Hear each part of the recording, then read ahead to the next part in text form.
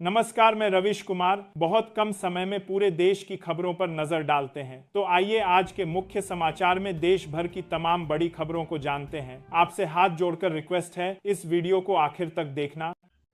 अरविंद केजरीवाल का पीएम मोदी पर तीखा हमला।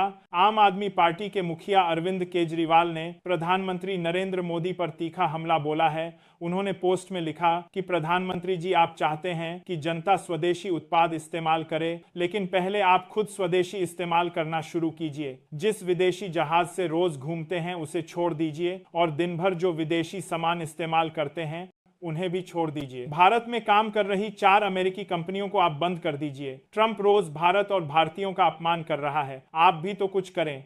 लोग अपने प्रधानमंत्री से सिर्फ प्रवचन नहीं बल्कि ठोस कार्रवाई की उम्मीद रखते हैं। देशवासी चाहते हैं कि प्रधानमंत्री अपने शब्दों के साथ अपने काम से भी उदाहरण दिखाएं और विदेशियों पर निर्भरता कम करें, ताकि लोगों में भरोसा बढ़े और स्वदेशी उत्पादों को बढ़ावा मिले। बढ़ते हैं अगली बड़ी खबर की ओर। राहुल गांधी पर राष्ट्रद्रोह का आरोप। राहुल गांधी के खिलाफ राष्ट्रद्रोह का मामला दर्ज किया गया है। आरोप है कि उनके बयानों से देश की एकता और सुरक्षा को बड़ा नुकसान पहुंच सकता है। शिकायतकर्ता का कहना है कि राहुल गांधी ने जानबूझकर ऐसे बयान दिए जो लोगों को भड़का सकते हैं। इस शिकायत के बाद पुलिस ने मामला दर्ज कर जांच शुरू कर दी है। विपक्ष इसे राहुल गांधी की आवाज दबाने की साजिश बता रहा है, वहीं सत्ता पक्ष कह रहा है कि कानून अपना काम करेगा। कुल मिलाकर मामला गर्म हो चुका है और आने वाले दिनों में इसकी गूंज संसद से लेकर सड़कों तक सुनाई दे सकती है। बढ़ते हैं अगली बड़ी खबर की ओर।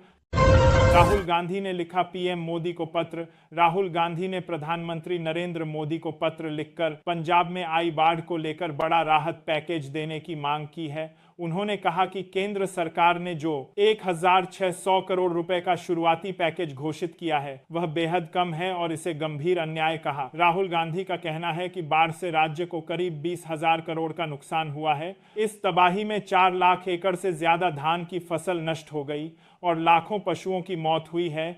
उन्होंने प्रधानमंत्री से अपील की है कि पंजाब को तुरंत पर्याप्त राहत दी जाए ताकि प्रभावित परिवारों को मदद मिल सके और राज्य दोबारा खड़ा हो सके। राहुल ने जोर दिया कि इतनी बड़ी आपदा के सामने केंद्र सरकार को और जिम्मेदारी दिखानी होगी, क्योंकि मौजूदा मदद न तो नुकसान की भरपाई कर पा रही है और न ही लोगों की परेशानियां कम कर रही है। बढ़ते हैं अगली बड़ी खबर की ओर।